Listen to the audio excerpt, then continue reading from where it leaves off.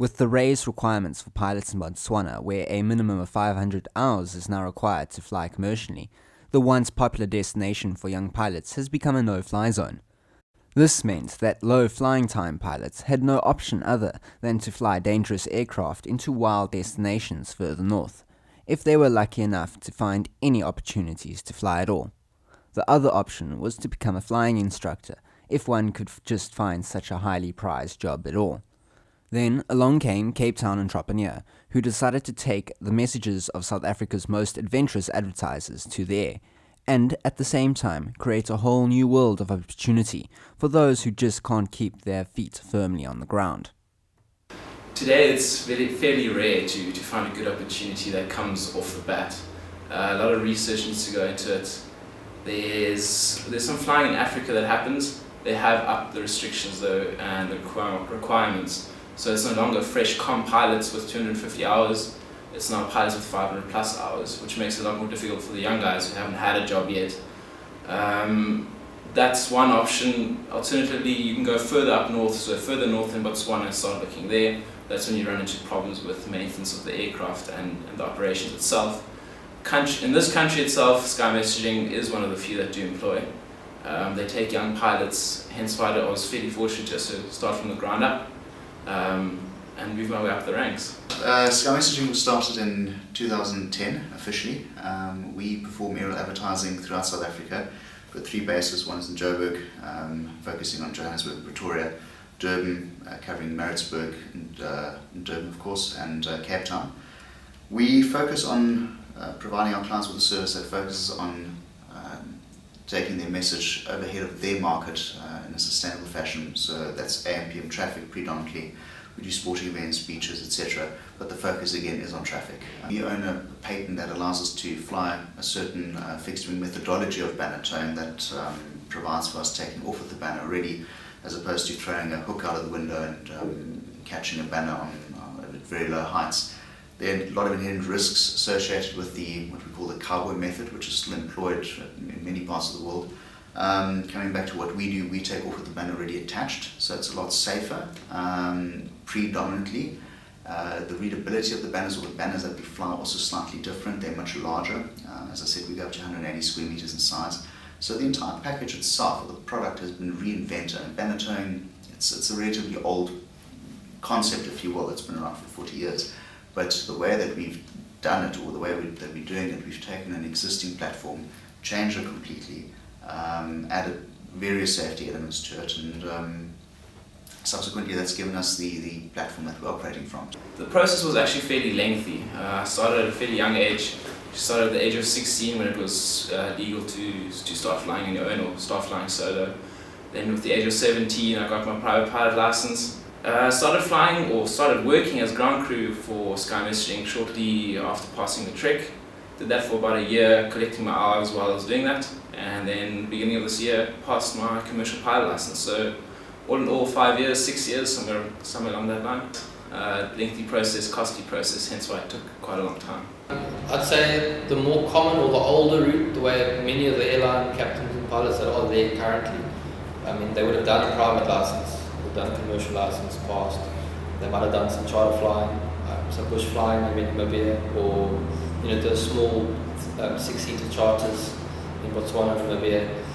Got to about 1,000 hours, moved into a slightly larger charter, maybe like what they call a 1900, sort of 19-seater or 20-seater turbine engine, and you do maybe another 1,000 hours on that. And effectively, once you've got what they call twin time, so flying an aircraft with 2 engines that burns jet air oil, is a turbine engine. Generally, that's what the airlines want. So that could be an average. If you're lucky, you could do 400 or 500 hours in a year.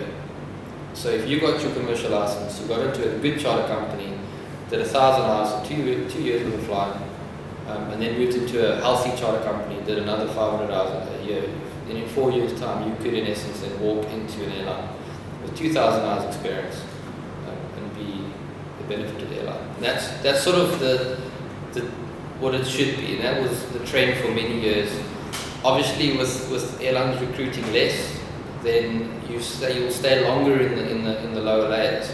So you'll spend more time in the charter company, maybe 1,500 hours. Then you'll move into the bigger company. and also do 1,000. So you end up having 5,000 or 6,000 hours of free. Obviously, that becomes frustrating for industry, because you get, it gets stuck halfway along the way. Well, as mentioned, the problem with the low-time pilot who's just gotten his 200 hours commercial license, finding a job is incredibly challenging. There's a complete oversupply of commercial pilots, number one. Number two, the majority of your employers are looking for a pilot who's got 1,000, 1,500, 2,000 hours experience of pilot and command hours. So from your 200 hours to get to your 1,500 hours is very, very challenging to actually pull that through. So from the one side, we are assisting the youth with that, with giving them the vital pilot and command hours. The benefit to us is, of course, is taking a fresh pilot and showing them exactly how we expect them to operate.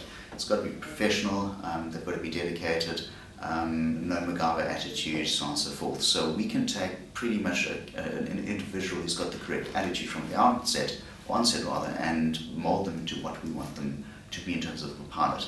Once they leave us with their 1,000 or 2,000 hours, any company that hires a pilot from us can be assured that they've gone through various training procedures, recurrent training, they've learned systems, they've managed peers, so on and so forth. So it's not just another flying job that he's or she's performed. They come with a solid backing at the end of the day. And that's what we can give to the youth, and in turn they give us their, of course, dedication, number one, but also being able to work with someone who hasn't picked up perhaps some bad habits from somewhere else.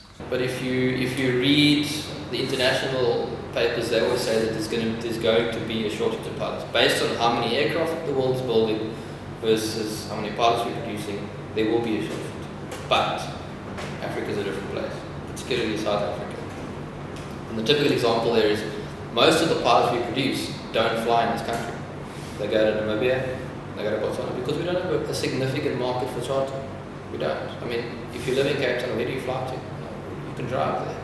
In Namibia, on the other hand, there's different distances. Things are far,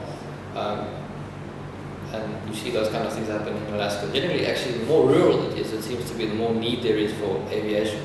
We see a lot of that in Afghanistan and all those places where a lot of South African pilots are flying for South African charter companies in another country, or doing a DHL contract. That's, so in the country, there isn't much. However, South African companies have managed it fairly well, use well-trained pilots and gone across. I think the market could grow, that's for sure.